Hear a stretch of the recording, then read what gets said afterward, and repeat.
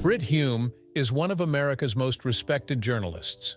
With a reputation for being a calm, clear voice that guides his viewers through most of the most important political stories, in 50 years, he has never failed at providing insightful analysis and speaking his truth.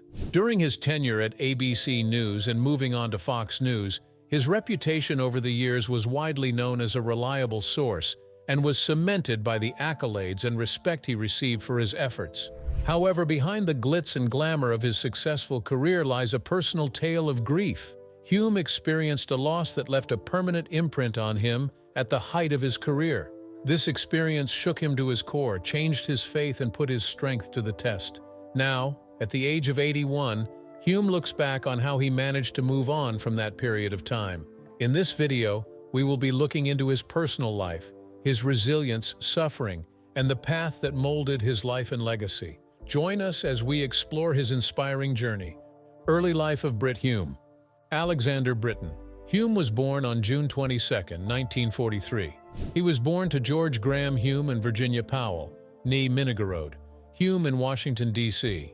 Hume's family history begins with George, a Scottish ancestor who ran away from Scotland to begin a new life in America after the First Jacobite Rebellion in 1715.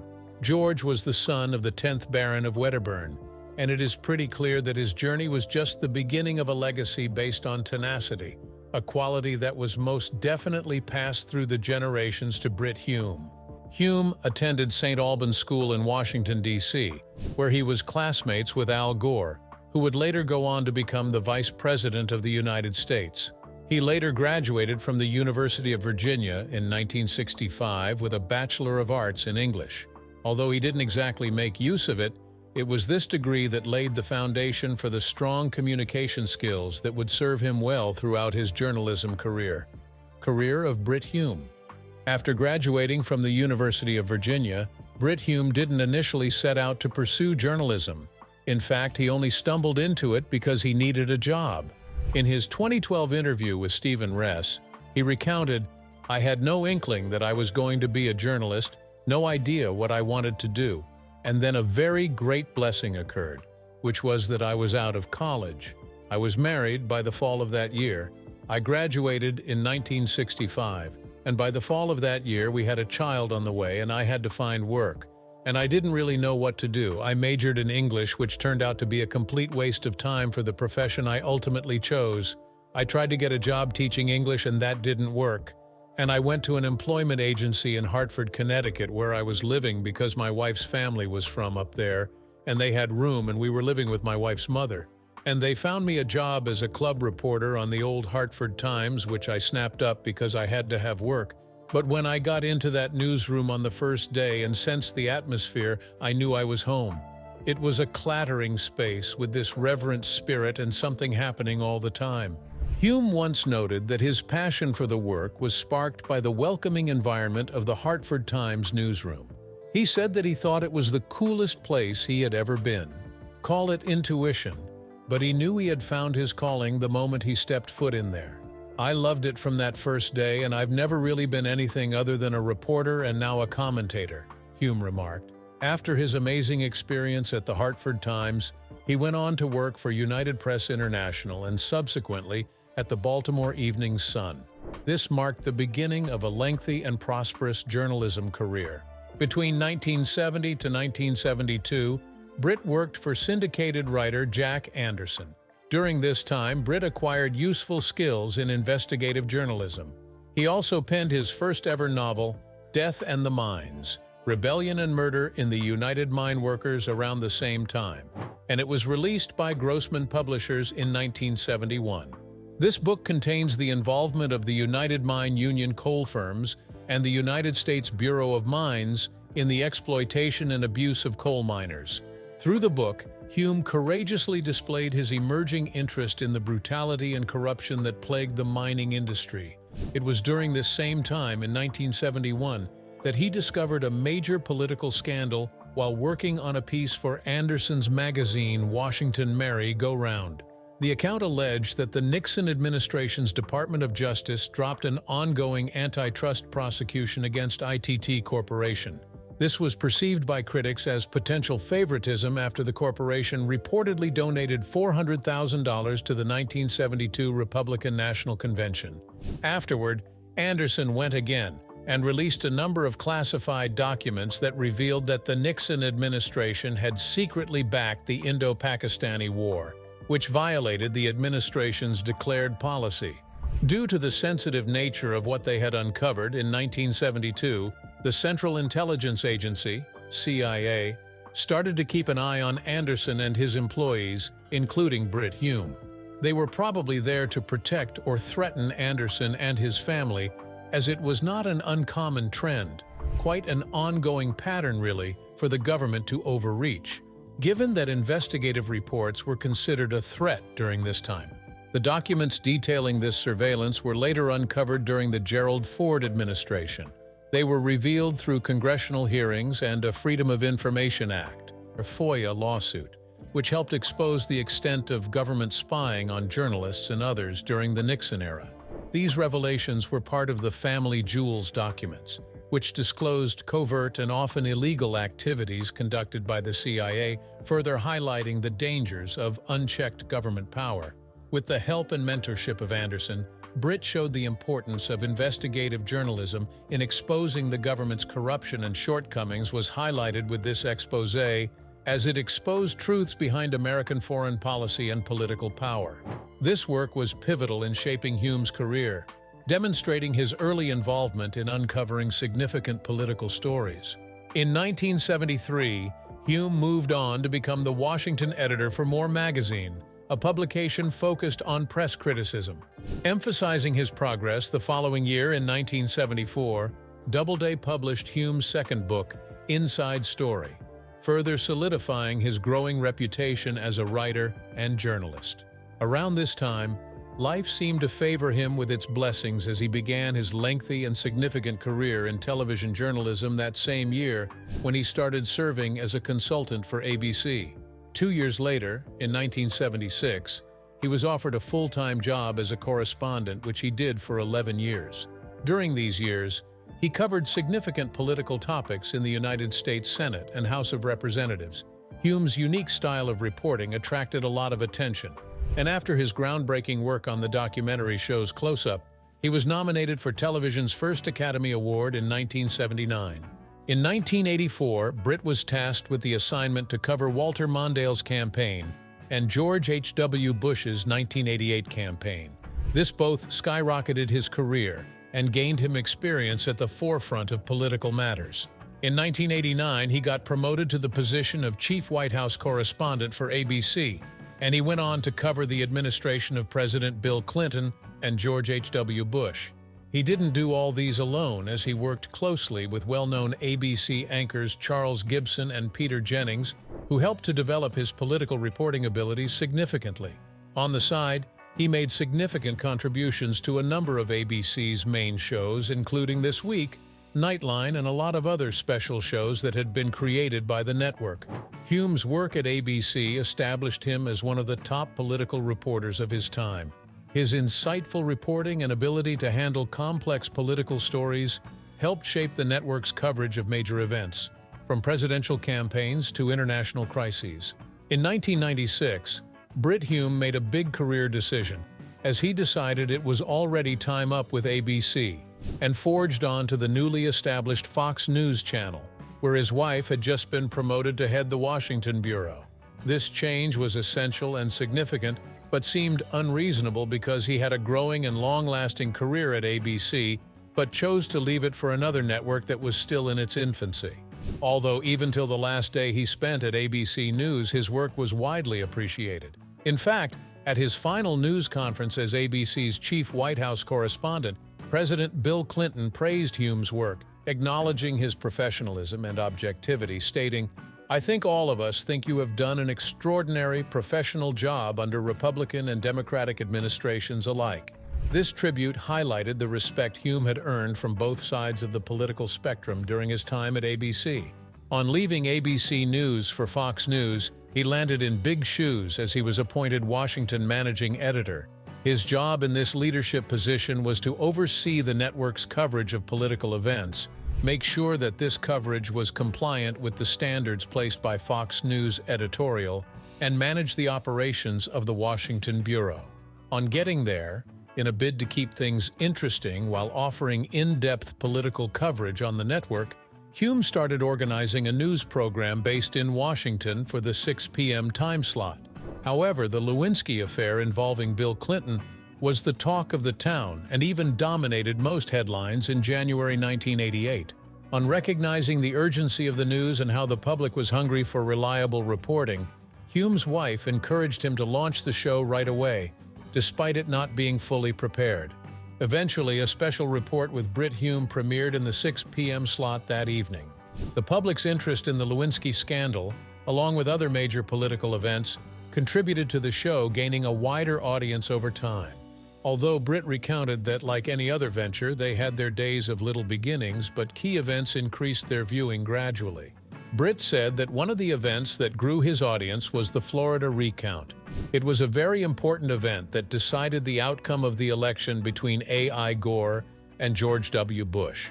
He explained that his audience grew because people, including conservatives, Republicans, or anyone who was worried about the fairness of the process, knew to come to Fox News. The people believed that the network was reliable and in their dedication to providing fair and accurate reporting throughout the election. Brit, of course, delivered excellently. Because of this, the show established itself as a cornerstone of Fox News political coverage, providing important political deadlines and analysis. The show remained the #1 cable news program at the 6 p.m. Eastern slot for many years. By July 2008, an era came to an end.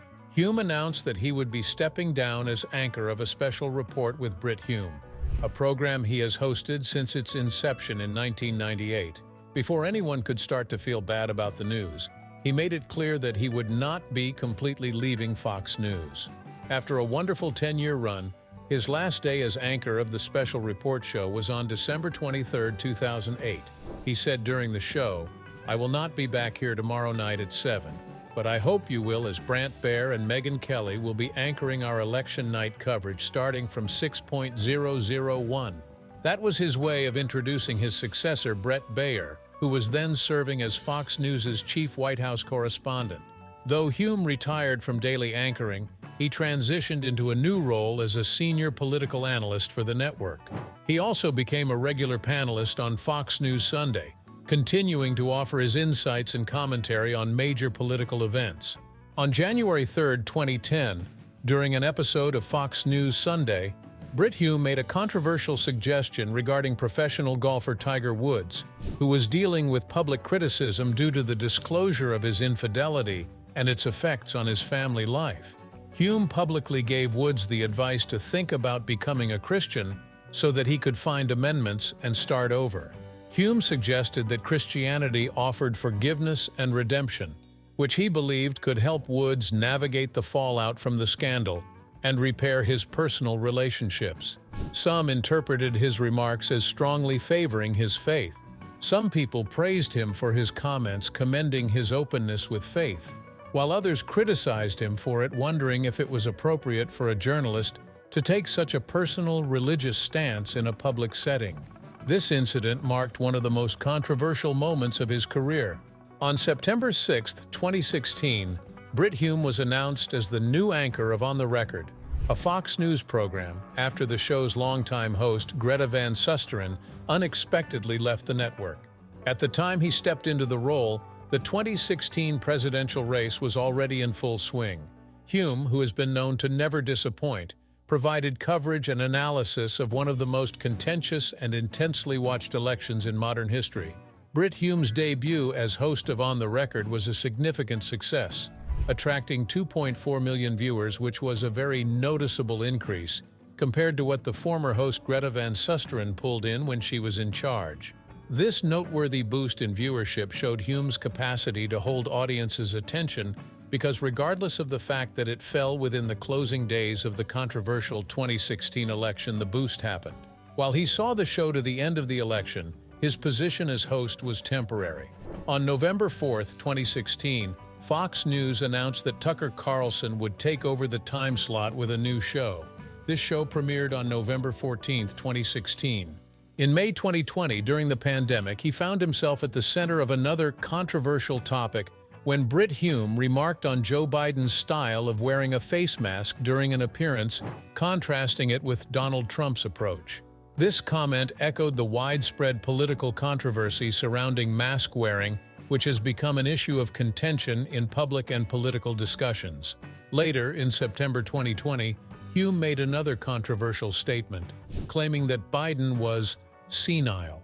Given that Hume's comments were already part of a larger media discussion surrounding the capabilities of the candidates, his remarks provoked controversy and criticism.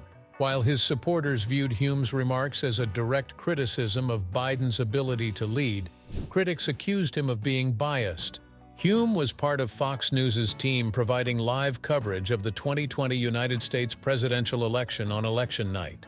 He joined notable Fox News anchors and commentators, including Chris Wallace, Juan Williams, Donna Perino, Brett Baer, and Martha McCallum, to analyze and discuss the unfolding election results. Throughout his career, Brit has received several notable awards reflecting his accomplishments as a journalist and political commentator. These awards included the Emmy Award for the coverage of the Gulf War in 1991 and the Saul Tyshoff Award for Excellence in Broadcast Journalism in 2003. He was also named the Best in Business Award twice for White House coverage in the American Journalism Review, and the film writer of The Killing Ground was nominated for an Academy Award for Best Documentary Feature. These accolades highlight Hume's influence and respected status in journalism, achieved through decades of reporting, anchoring, and analysis on some of the most critical issues in American politics. Personal life and death of his son. It is no news that Brit Hume has his conservative political views. He openly admitted it in a 2006 remark saying, "Sure, I'm a conservative, no doubt about it. But I would ask people to look at the work." Hume emphasized that while he aligns with conservative values, his journalism should be judged on its own merits, rather than being dismissed as biased due to his personal beliefs.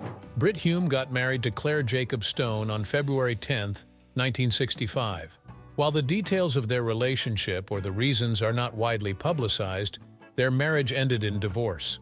In 1993, after his divorce, Hume married Kim Schiller, who was a Fox News vice president and Washington bureau chief before she retired in 2006. Brit's relationship with Claire Jacob birthed a son, Alexander Britton Hume Jr., popularly known as Sandy Hume, on the 2nd of September 1969. Sandy, who grew up in the Washington, D.C. area, attended Middlebury College in Vermont, where he excelled academically and athletically, earning honors and participating in varsity lacrosse. After college, he began his career in journalism and gained recognition for uncovering significant political stories following in his father's footsteps. In 1997, Sandy put out his first major report that caught the eye of many. Apparently, there was an internal Republican Party dispute in Congress. This served as one of the most prominent discoveries of 1997. Turns out there was a whole plan in place headed by Reverend Bill Paxon to form a coup, overthrowing Speaker Newt Gingrich. However, this master plan got thrown off course when Majority Leader Dick Armey learned that Paxon, not Gingrich, wanted to be replaced. The leader allegedly ceased backing the endeavor, putting a halt to the coup attempt. His work received so much acclaim that veteran Washington journalist Robert Novak hailed him, mentioning that in his 50 years of experience, that report was one of the best exposés of secretive political scheming on Capitol Hill. When some Republican strategists tried to downplay or minimize the whole thing, Novak went out of his way, verifying the facts on his own, and found that Novak's reporting was entirely true. This approval from Novak validated Sandy's work's legitimacy. The pride he felt in this validation was later stated by Brit Hume, who said that Sandy proudly displayed Novak's piece, proving his correctness on the wall. Sadly, the bright light that was Sandy went out completely. Reportedly, Sandy committed suicide in his apartment in Arlington, Virginia in 1998. It was no news that in the months leading up to his death, he was battling with alcoholism, and although he was sober for a while, he relapsed again. He reportedly tried to hang himself in a U.S. Park Police jail cell after getting arrested for drunk driving. an incident he was sent to the psychiatric hospital to get evaluated and was discharged. When he got home later that day, Sandy took his own life with a hunting rifle. He left a thorough note expressing his deep shame over what had happened the night before. The note showed how he had been battling so much emotionally and mentally. On a Monday in February 1988, Brit got a life-changing call.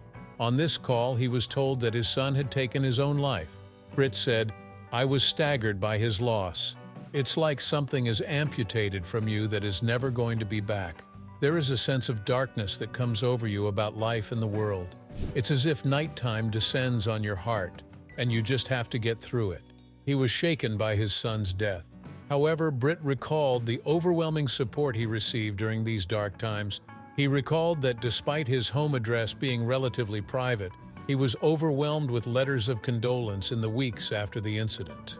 "I read every one of them. I wept over some of them. I smiled at some of them. I felt this powerful sense of gratitude about it." Hume shared while recounting that nearly 1,000 people had written to him, prompting his family to send out thank you notes in response. "My mailbox was stuffed to capacity when I came home at night," he said, still describing the outpouring of support. He also said that he was in sheer shock at the support he received across the nation. Different people did different things. Some brought prayer cards and some planted trees in remembrance of Sandy. It was clear that Sandy's passing and the circumstances surrounding had spread, although he had no idea how it did. This devastating loss caused Brit's thoughts to be turned back to God.